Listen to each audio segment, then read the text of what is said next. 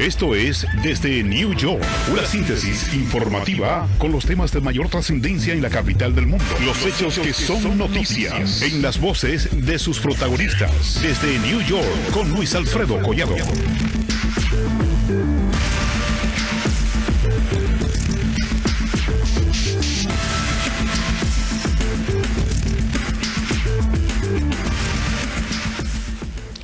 ¿Qué tal, amigos? Esto es Desde New York, aquí en Canal América. Yo soy Luis Alfredo y los invito a que se queden con nosotros.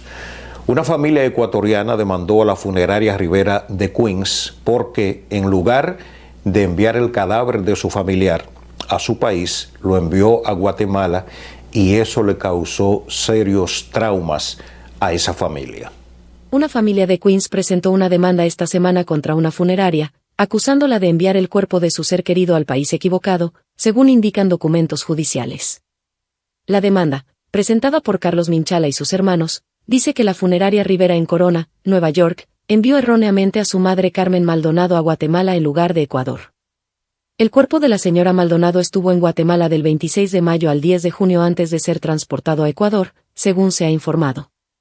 Otras dos demandas fueron presentadas contra Rivera Funeral Home, en 2021 y 2022. Rivera Funeral Home es operada por R.G. Ortiz Funeral Homes, que también administra otras funerarias en la ciudad. R.G. Ortiz Funeral Homes también fue demandada en abril por el Departamento de Protección al Consumidor y al Trabajador de la ciudad de Nueva York. De acuerdo al texto judicial, R.G. Ortiz Funeral Homes explotó a familias que habían perdido a sus seres queridos al negarse a darles información sobre los cuerpos de sus seres queridos, tergiversar los precios y no brindar servicios. En algunos casos se ha denunciado que las funerarias operadas por R.G. Ortiz Funeral Homes perdieron o mezclaron restos, o desecharon accidentalmente restos humanos. Vilda Vera Mayuga, comisionada del Departamento de Protección al Consumidor y al Trabajador, dijo en un comunicado que R.G. Ortiz Funeral Homes dejó a docenas de familias en el limbo esperando los restos de sus seres queridos. El departamento anunció en agosto que había llegado a un acuerdo con R.G. Ortiz Funeral Homes. Según el acuerdo, R.G. Ortiz debe pagar más de $604,000 en restitución a los clientes que fueron explotados y pagar $100,000 en multas civiles. Tal y como lo escucharon, no es la primera vez que R.G. Ortiz tiene problemas con la justicia. Y bueno, antes de hacer negocio con esa funeraria, la gente debiera pensarlo dos veces.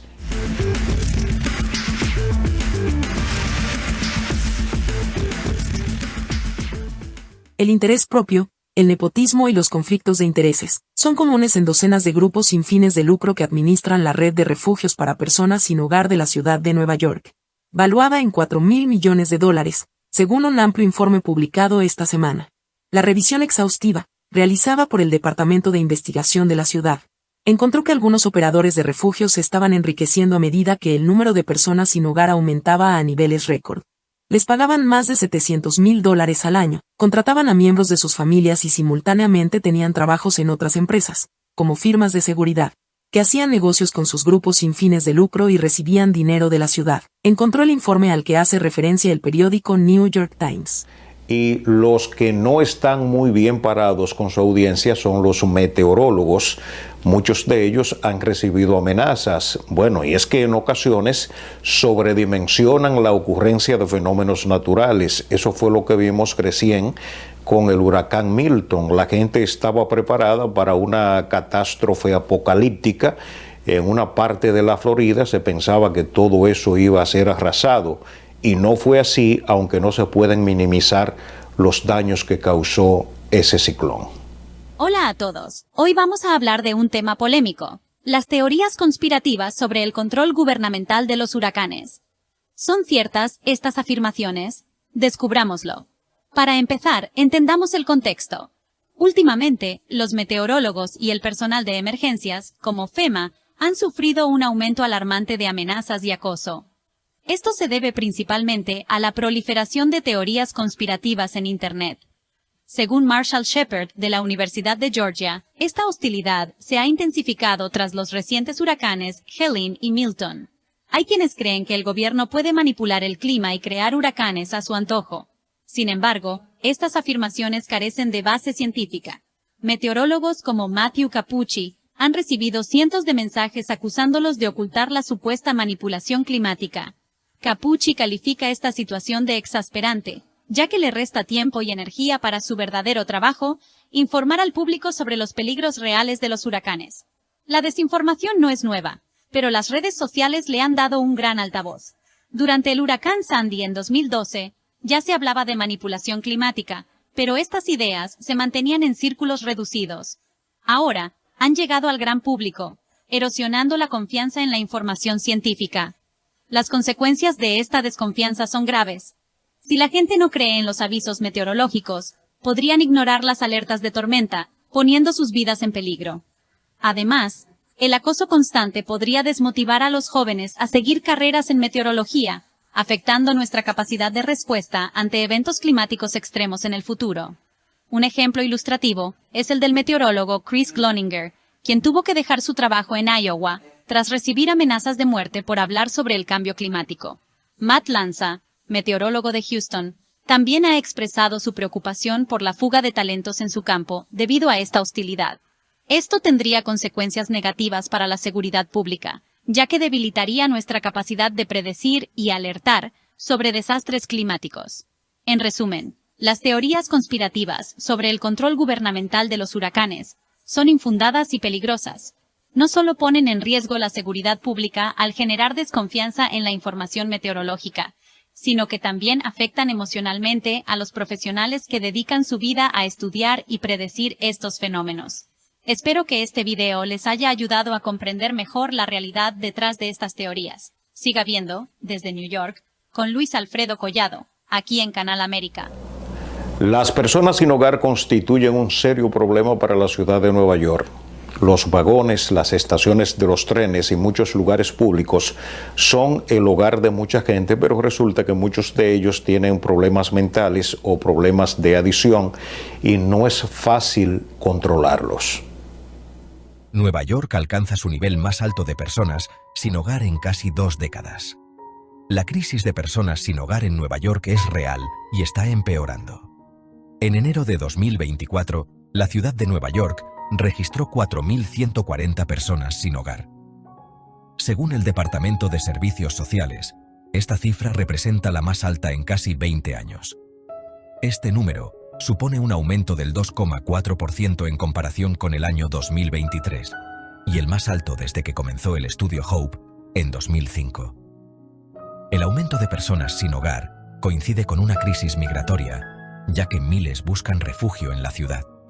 Sin embargo, la comisionada Molly Wassow del DSS confirmó que no existe una relación directa entre ambos fenómenos. A pesar de los esfuerzos de la ciudad para combatir la falta de vivienda a través de límites en los albergues y viviendas permanentes, el problema persiste. La Coalición para las Personas sin Hogar ha criticado la metodología del DSS, alegando que subestima la verdadera magnitud de la crisis. Los neoyorquinos están siendo testigos de una cruda realidad. Se necesitan soluciones ahora más que nunca. Este es un problema que nos afecta a todos. En lo que se puede considerar una guerra entre demócratas y republicanos por la Casa Blanca, se agrega el ingrediente de la desinformación en esta campaña por la presidencia de Estados Unidos en las elecciones del próximo 5 de noviembre. La desinformación anclada en la inteligencia artificial está causando estragos en los votantes de los Estados Unidos.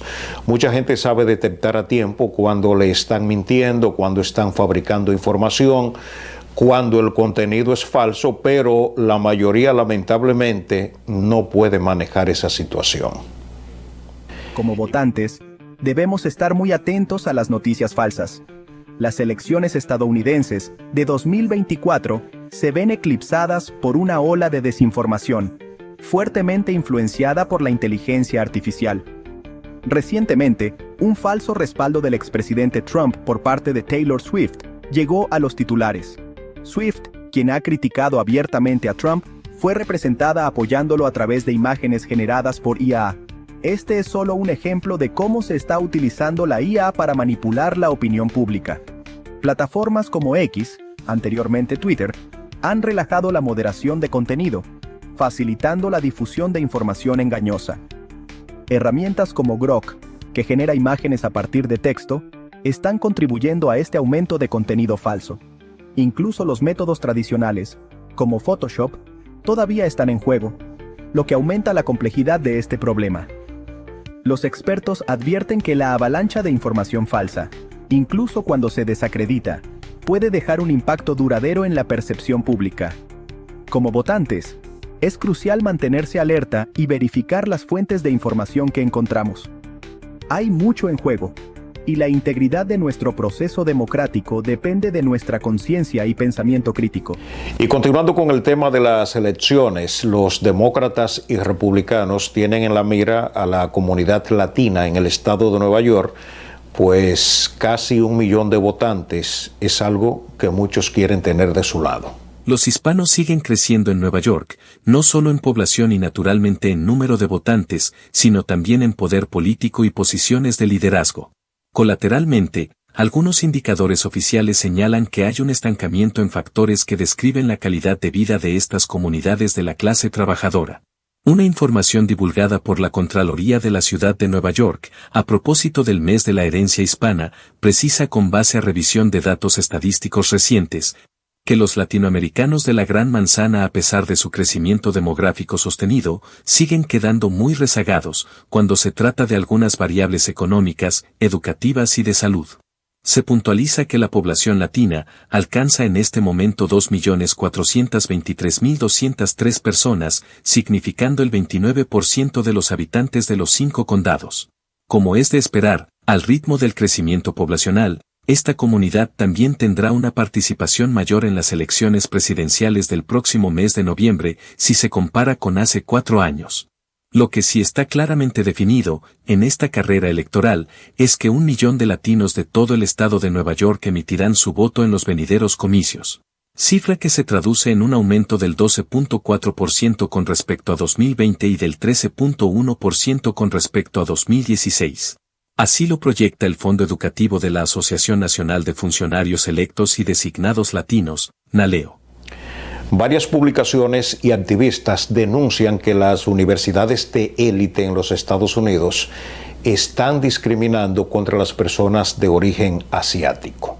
Los estudiantes asiáticos están siendo discriminados por las universidades de élite incluso después de que la Corte Suprema declarara inconstitucional la acción afirmativa.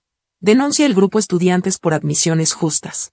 Princeton, Yale y Duke han sido objeto de escrutinio debido a que la composición demográfica de sus nuevas clases apenas se ha movido a pesar del fallo, aparte de una disminución en los estudiantes asiáticos.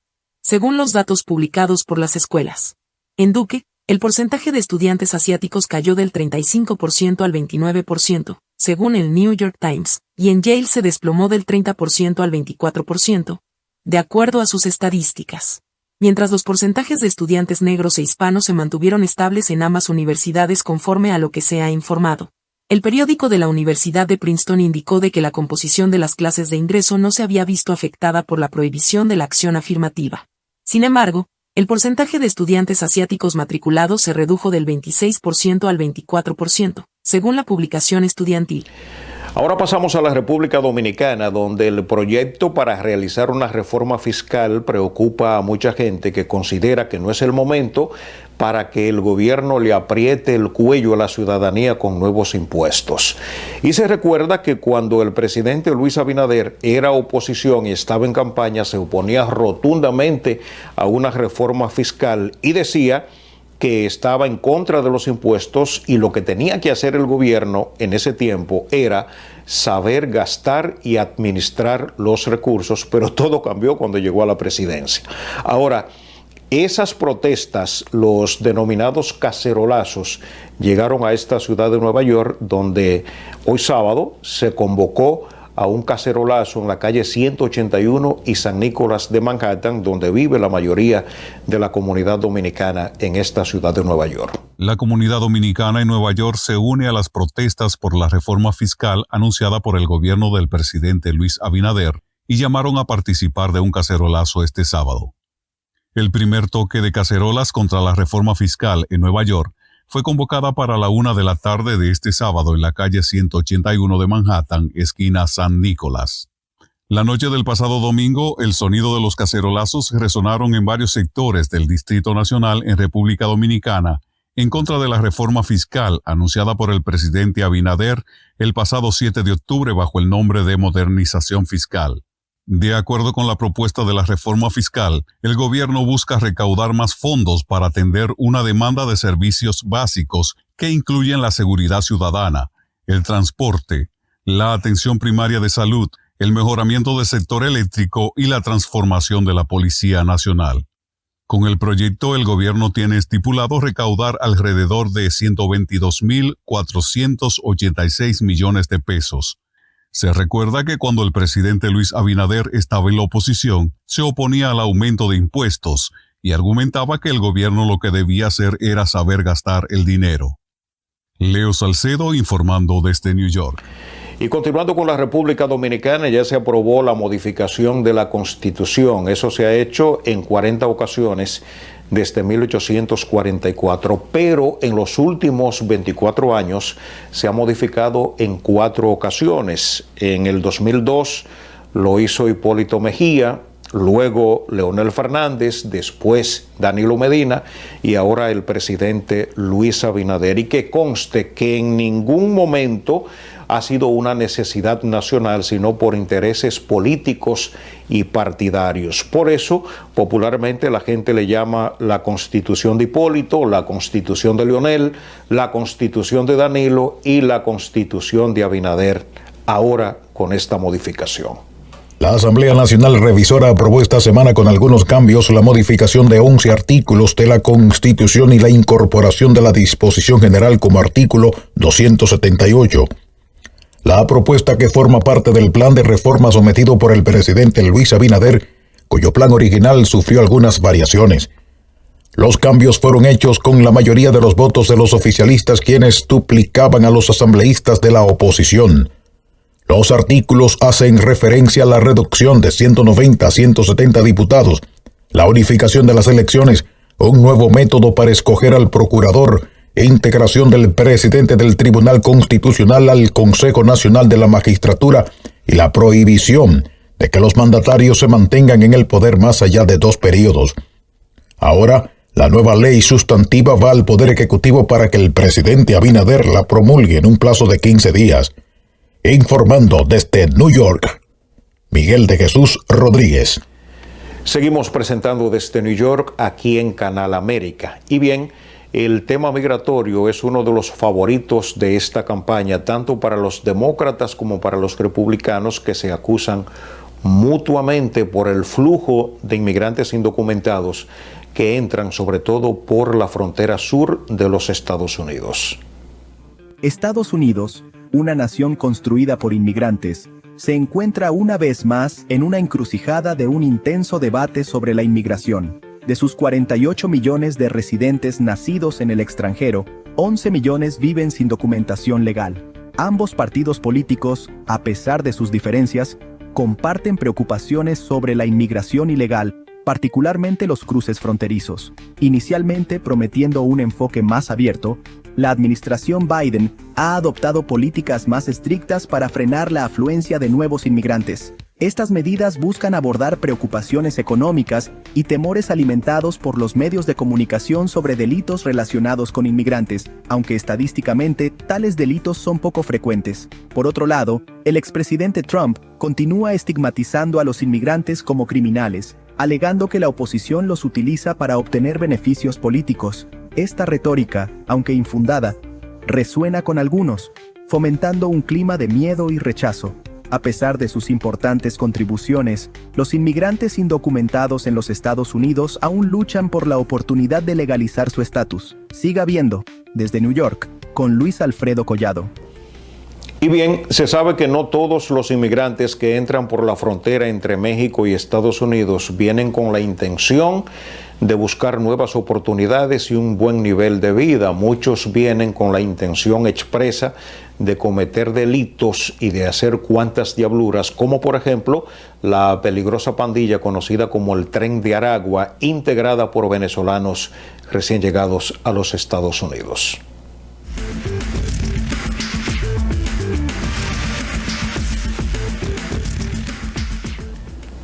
Una poderosa cadena de farmacias anuncia que cerrará cientos de sus tiendas.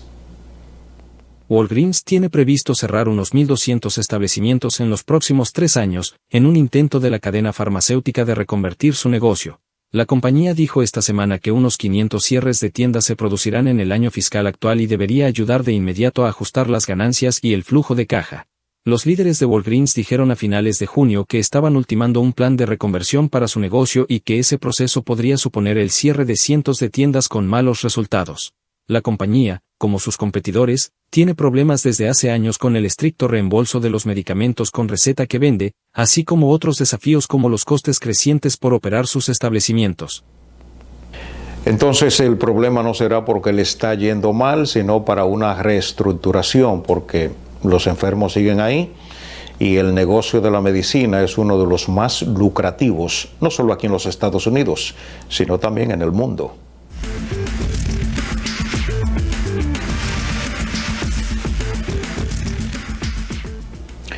La oficina del asambleísta George Álvarez en el Distrito 78 del Bronx y Dominicanos USA están ayudando a las personas a que se hagan ciudadanos de los Estados Unidos.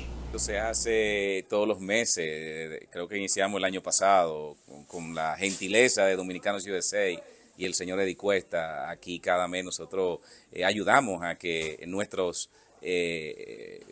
vecinos y residentes del distrito llenen su aplicación para ser ciudadano y puedan tener los beneficios que estos expertos en aplicaciones de ciudadanía están ofreciendo.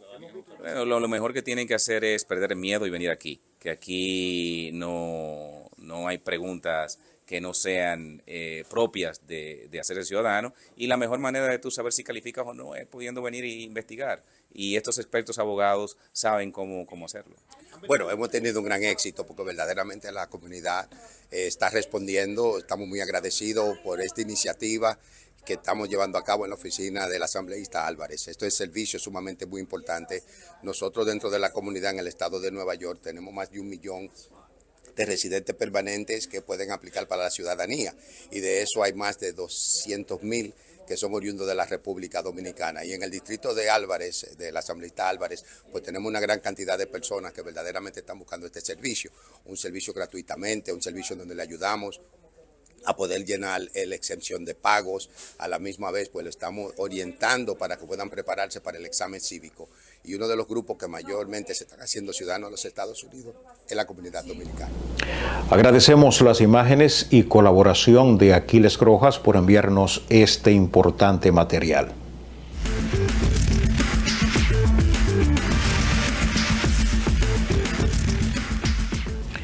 Recién se realizó la presentación de la edición especial del libro conmemorativo del centenario de la Iglesia San Silvestre de Brooklyn.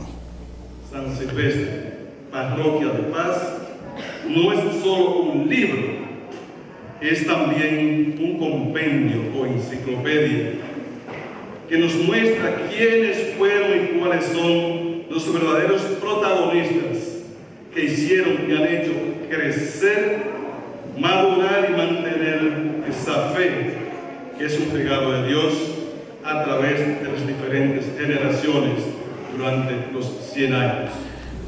Este libro es una recopilación del legado y la historia de la Iglesia San Silvestre.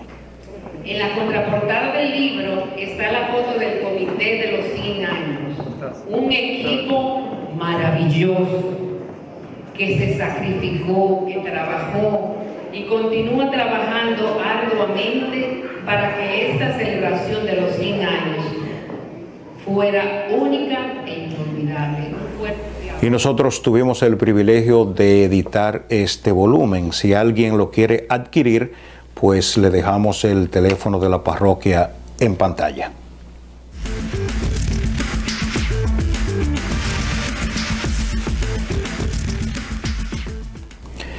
Llegamos ahora a la canción estreno de la semana, creada con inteligencia artificial, y esta tiene que ver con la reforma fiscal en la República Dominicana, la que le llaman el paquetazo o terrorismo fiscal.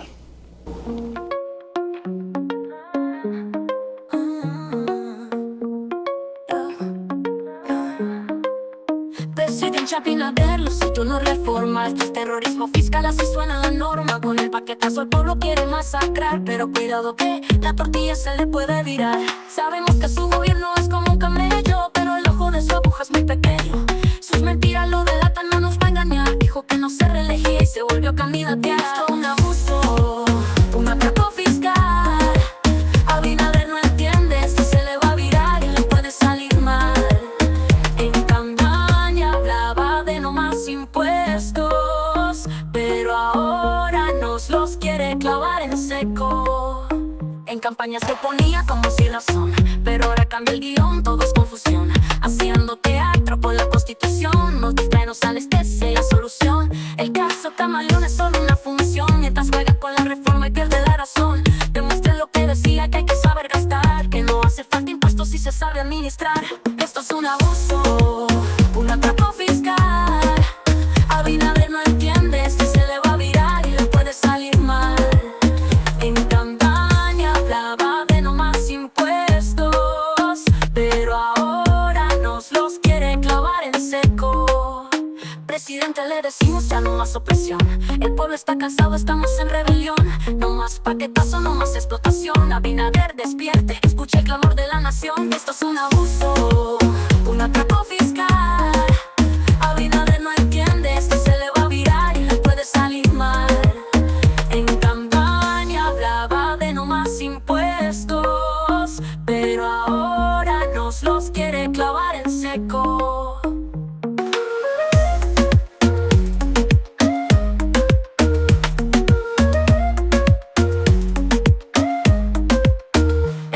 Se oponía como sin razón, pero ahora cambia el guión, todo es confusión. Haciendo teatro con la Constitución, no te distrae, nos anestesia la solución.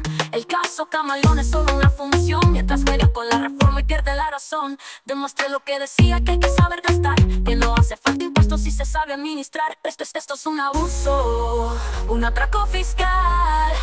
Abinader no entiende, esto se le va a virar y le puede salir mal. En campaña hablaba de no más impuestos, pero ahora nos los quiere clavar en seco.